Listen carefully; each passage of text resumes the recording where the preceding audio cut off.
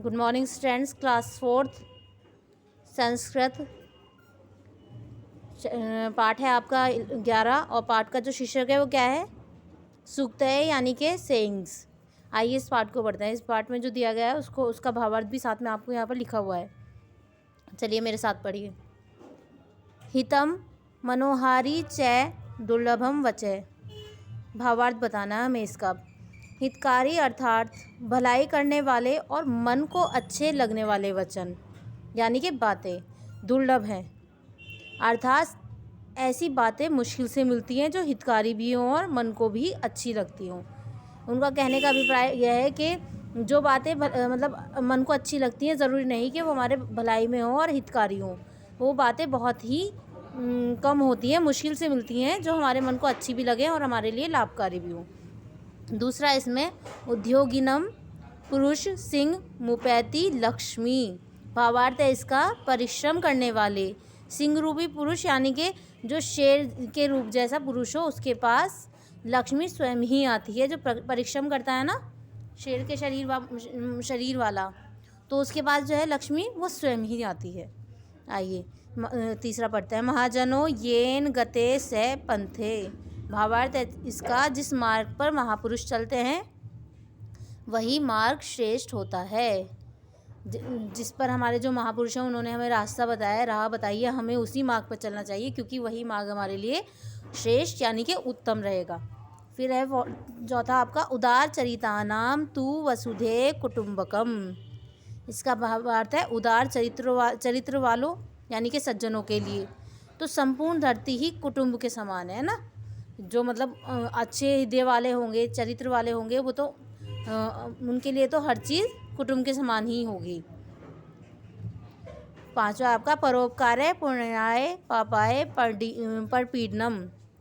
भावार्थ है इसका परोपकार पुण्य के लिए और दूसरों को सताना पाप के लिए होता है। अर्थात परोपकार से व्यक्ति को पुण्य मिलता है तथा दूसरों को सताने से क्या मिलेगा? पाप मिलेगा। निश्चय ही आप ये बात आप सभी को पता होगी कि हम अगर अच्छा करेंगे तो हमें उसका पुण्य ही मिलेगा, और हम किसी के साथ बुरा करते हैं या कुछ भी बुरा करते हैं हम तो उसका पाप ही मिलेगा। फिर है आपका छठा विद्या ददाति विनयम। विद्या ददाति विनयम का क्या मतलब? विद्या विनय देती है। विद्या से आपको बताइए शिक्षा हमारे लिए कितनी महत्वपूर्ण है। शिक्षा से ही हम आगे चलकर कुछ बन पाएंगे। वो ही हमारे भविष्य के लिए सबसे उत्तम, जो ईश्वर की तरफ से हमें जो देन मिली है वो ही सबसे उत्तम देन है, क्योंकि उसके विद्या प्राप्त करने पर हम पूरी दुनिया को प्राप्त कर सकते हैं। ज्ञानी व्यक्ति ही सब कुछ कर सकता है।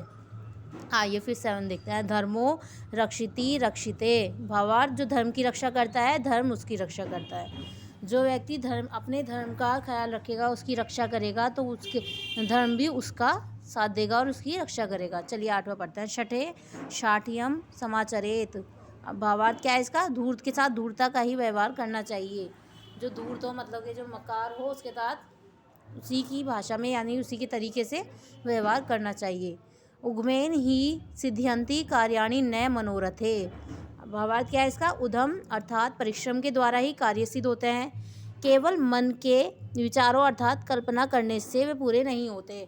आपने देखा होगा हम स्वप्न देखते हैं कि हमें ये चीज़ करनी है, वो स्वप्न जब तक हम पूरे नहीं करें, खुद से परिश्रम करके उन्हें नहीं करेंगे, वो पूरे कैसे होंगे? नहीं होंगे ना। इसलिए हमें क्या करना पड़ता है? परिश्रम करना पड़ता है, जब ही कार्य हमें मिल पाता है, सिद्ध हो पाता है। फिर है आलस्य ही मनुष्याणाम शरीरस्थो महारिपु। आलस्य ही मनुष्य के शरीर को स्थित उनका सबसे बड़ा शत्रु है। मतलब जो आलस्य है वो मनुष्य का सबसे बड़ा शत्रु है।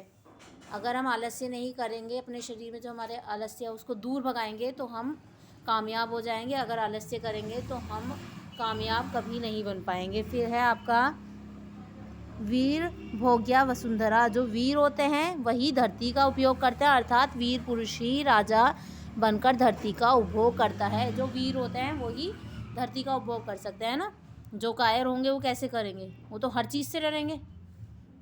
तो इसमें इसका भावार्थ यही है कि जो वीर होते हैं वही धरती का उपयोग करते हैं, अर्थात वीर पुरुष ही राजा बनते हैं। उनका धरती पर का उपभोग करते हैं और वो राजा बनकर। फिर है विनाश काले विपरीत बुद्धि। विनाश काल का तो आपको पता ही है।